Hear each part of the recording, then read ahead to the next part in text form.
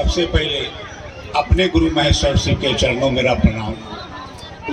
जिन्होंने मुझे शिवसी सोने का मान दिया वह महामानव साहब श्री हरिंद्रानंद जी एवं दीदी नीलाम के चरणों में प्रणाम। जितने भी भाई बहन सबों के चरणों में करना पड़ेगा। देखिए, महागुरु महादेव की दया और साहब दीदी के आशीर्वाद से हम आप बड़े ही सौभाग्यशाली हैं। इस गर्मी के मौसम में भी एक जगह एकत्रित होकर बैठे हुए हैं अपने गुरु की बात सुनने के लिए और सुनाने के लिए। हम लोग भी कंटिन्यू 12 दिन से घर से बाहर हैं और एक ही उद्देश्य है कि छोटा छोटा बैठक करके लोगों के दिल में साहब की बात को रखा जाए कि लोग शिव की ओर चले, साहब के दिए हुए राजमार्ग पर उस बात को पकड़ें और शिव की ओर चले। इस जगह पर ये बताने की बात नहीं है कि शिव को गुरु मानने के लिए क्या करना पड़ेगा। बातें बहुत पुरानी हो गई है, लेकिन बहुत नए लोग भी आए हैं, घोषणा भी हो रही है। तो इस कलिकाल में एक महामानव हरिंद्रानंद जी आए, जिन्होंने धरती पर पहली बार कहा कि शिव को गुरु मैंने माना है, आप भी मान लीजिए। मैंने अपना जीवन संवारा है, आप लोग भी अपना जीवन संवार लीजिए।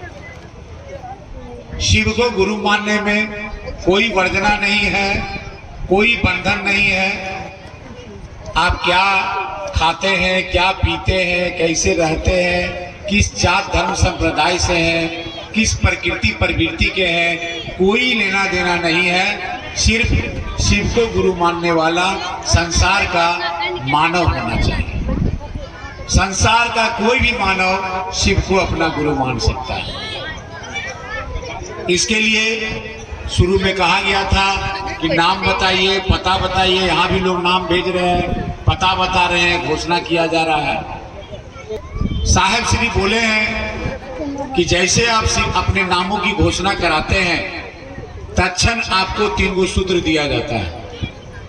कोई सूत्र कहते हैं, कोई विधा कहते हैं, लेकिन मेरा मन समझाए कि हमको 3 गो काम दिया गया है कि बाबू ये 3 गो काम कर लोगे ना तो मंजिल तक पहुंच जाओगे।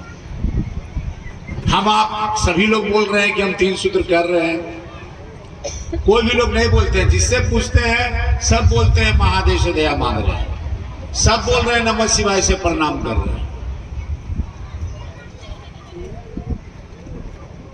कर तो रहे हैं लेकिन वह दिख नहीं रहा।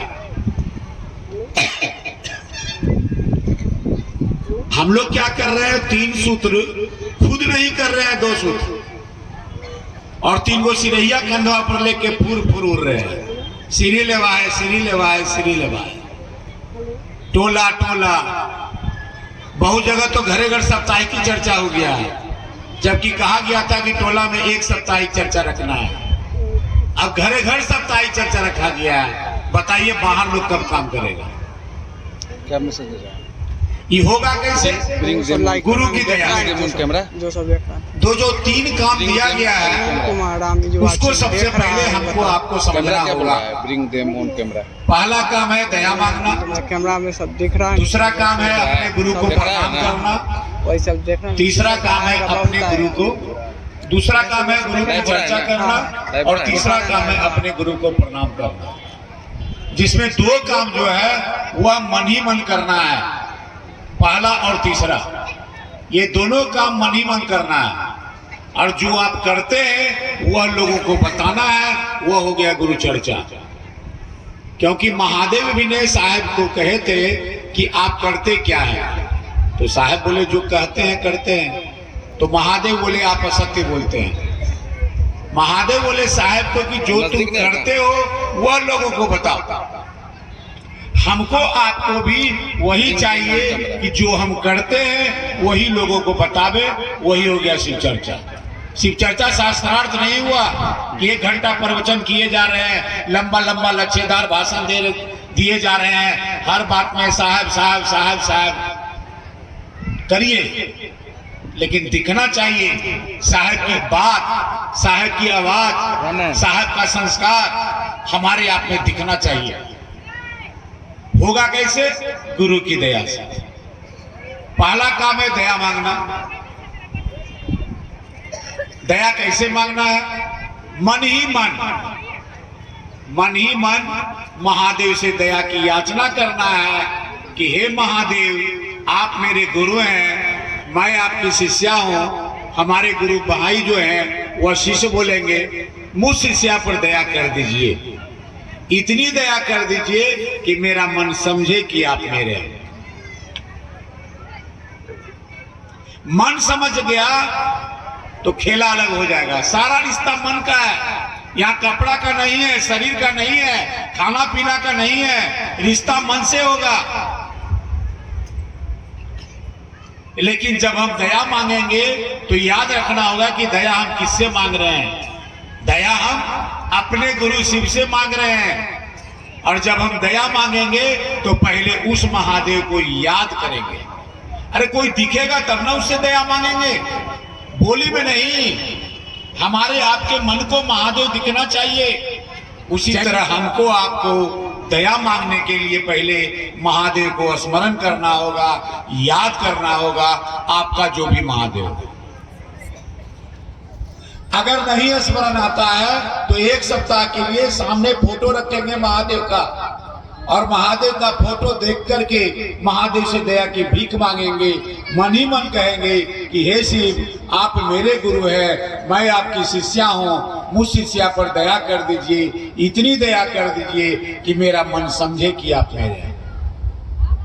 सवेरे बिस्तर पर से सो के उठते हैं, रात में बिस्तर पर सोने बाद जब आपका मन करे तब कीजिए, इसके लिए कोई बंधन नहीं है। एक सप्ताह के बाद आपको फोटो देखने की जरूरत नहीं पड़ेगी। जब आप दया मांगिएगा तो आपको मन को महादेव दिखने लगेगा, तब होगा भावजनित दया। ये पहला काम। एक तीसरा काम है अपने गुरु को प्रणाम करना। किसी से? नमः शिवाय से। नमः शिवाय का हिंदी होता है शिव को प्रणाम। जब हम लोग घर में बड़े बुजुर्ग को प्रणाम करते हैं तो पैर छू के प्रणाम करते हैं। घर में देवी देवता की पूजा करते हैं तो पैर छू के प्रणाम करते हैं। उताऊ लोग जो सास को प्रणाम करती है, यानी ऐसे माथा पर आंचल ले लेगी और आंचल पकड़ के 5 बार प्रणाम करेगी। अब प्रणाम करती है, क्या करती है? बहुत जगह देखते हैं, कहती है कि बुढ़िया कहिया मर में है, कि बुढ़िया कहिया, है कि बुढ़िया कहिया। लोग बुझ रहा है कि प्रणाम कर रही है, अब बुढ़ियों में मन शराब रही है, क्योंकि सास पुतों में पटरी नहीं है। वह प्रणाम नहीं हुआ। आजकल लड़का सबका जब बरतुहार आता है या कोई प्रणाम करता है तो ठेवना छूता है, कमर छूता है। झुकेगा तो उसको कमर में दर्द हो जाएगा। इतना हाईटेक प्रणाम हो गया। सोच लीजिए, गांव में जो है अभी प्रणाम गजेंद्र भैया, प्रणाम चाची, आई तरीके प्रणाम आपका मन करेगा। आप हंस के प्रणाम कर रहे हैं, मतलब ढकोसला कर रहे हैं, आपका मन प्रणाम नहीं कर रहा, फॉर्मेलिटी कर रहा है। उसी तरह हम नमः शिवाय, नमः शिवाय सिर्फ रट रहे हैं, बोल रहे हैं, मेरा मन कहीं और है, प्रणाम महादेव को नहीं हो रहा है। इसलिए जब हम नमः शिवाय से प्रणाम करें तो पहले महादेव का चरण का स्मरण करें। अगर महादेव का चरण स्मरण नहीं होता है तो एक सप्ताह के लिए सामने महादेव का फोटो रखें, उनके चरण को देखें, बोले हे महादेव आपके चरणों में प्रणाम, और तब सांस पर ले नमः, छोड़े शिवाय। सांस पर ले नमः, छोड़े शिवाय। टुकड़े टुकड़े में ले, मन आपका नहीं भटकेगा। जो माला पर करते हैं वह माला पर भी करें। नमः मन को रोके, महादेव के चरण में आपका भाव जाए और तब आप शिवाय कीजिए। यानी माला पर जो प्रणाम होगा वह मंत्रानुक्रम होगा, मनन स्थिति में होगा। माला पर अगर कोई भी गुरु भाई गुरु बहन अगर सांस पर करते हैं तो वह माला की गिनती नहीं होगी। एक माला प्रणाम करने में जो नए गुरु भाई गुरु बहन है उनको कम से कम 40 से 45 मिनट लगेगा, और जो पुराने गुरु भाई हुए हैं कम से कम उनको 15 से 20 मिनट लगेगा। उससे पहले एक माला होगा ही नहीं। और सांस पर टुकड़े टुकड़े कीजिए, उसके लिए गिनती की कोई आवश्यकता नहीं। और 24 घंटा में एक माला एक ही बार करना है, इस बात को हमेशा ध्यान रखिएगा। 24 घंटा में एक बार गुरु के लिए, बाकी आपका मामला है। जाप नहीं करना है, प्रणाम करना है। ये दो काम मन ही मन करना है। जब तक यह दोनों काम हम नहीं करेंगे तब तक मेरे चेतना का परिमार्जन नहीं है। जैसे यह दोनों काम आप करने लगेंगे, आपके चेतना का परिमार्जन होगा, उसके बाद आप महादेव का काम करना चालू कर दीजिए। मैं तो चिल्ला चिल्ला के बोलता हूं कि आप ये दोनों काम 11 से 21 दिन कीजिए। आपको 11 से 21 दिन के अंदर, जैसे गुम्मस है तो लग रहा है गुम्मस है, देखिए मौसम ठंडापन है, लग रहा है मौसम ठंडा। उसी तरह आपके मन को ये समझ आएगा कि इतना दिन से इस काम के लिए परेशान थे, इतना दिन से इस काम के लिए परेशान थे, ये काम हो गया कैसे। जब आपके जीवन में कोई अनुभूति आएगा तब आपको लोगों को बताना होगा। घर घर जाके मोहल्ले में, हे चचा, हे चाची, हे भैया, हे दीदी, हे बउआ, हे नूनू, शिव के गुरु हमें मान लिया तो हूँ मान ला, हमरा ही फायदा हो तोरो ही फायदा हो। जितना आप लोगों को बताते जाइएगा उतना आपकी घर की समस्या जो है वह दूर होते जाएगी। आप करके देखिए, मैंने जांचा है, मैंने परखा है, तब मैं भी चिल्ला चिल्ला के बोल रहा हूं कि आप करिए। अगर आपको 11 से 21 दिन के अंदर अनुभूति नहीं मिलेगी तो मेरा नाम राम नारायण है। रोड का कोई भी कुत्ता का बच्चा उठा लीजिए और उसको न रहना कहिए। बोलिए क्या आपसे मैंने कुछ लिया? हमको फायदा हुआ और आपको भी बोले करने के लिए। आज नहीं फायदा हुआ तो जगह जगह हम जा रहे हैं किस लिए? क्या कहीं से विदाई मांग रहे हैं? हम लोग कहीं भी जाते हैं तो कहीं पैसा कौड़ी की बात नहीं करते हैं, कहीं विदाई की बात नहीं करते हैं। हम लोग महादेव का काम करने आए हैं, साहब की बात को जन जन तक फैलाने आए हैं, क्योंकि शिव की शिष्टता की गंगोत्री इस कालखंड में साहब के मुख से निकला है, इसको कोई नहीं काट सकता। बहुत से लोग कहते हैं क्षेत्र में कि साहब अब शरीर में नहीं है, मुखिया नहीं तो मुख्यालय क्या। ये उनका सोच घटिया है। वह गुरु भाई हो ही नहीं सकते हैं, वह शिव चर्चा करने वाले हो सकते हैं, वह भजनिया हो सकते हैं, वह पैसा खाने वाले हो सकते हैं, लेकिन शिव के शिष्य नहीं हो सकते हैं जिनके मन में ये चल रहा है। क्योंकि शिव की शिष्टता की चाबी हरिंद्रानंद जी से खुलेगा। धरती पर जब तक सूरज चांद रहेगा तब तक हरिंद्रानंद जी और दीदी नीलम का नाम रहेगा।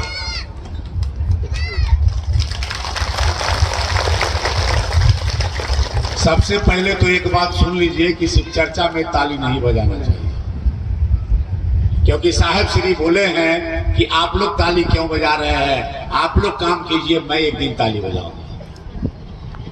क्योंकि यह संकल्प साहब का है, वह संकल्प हमको आपको भी लेना पड़ेगा।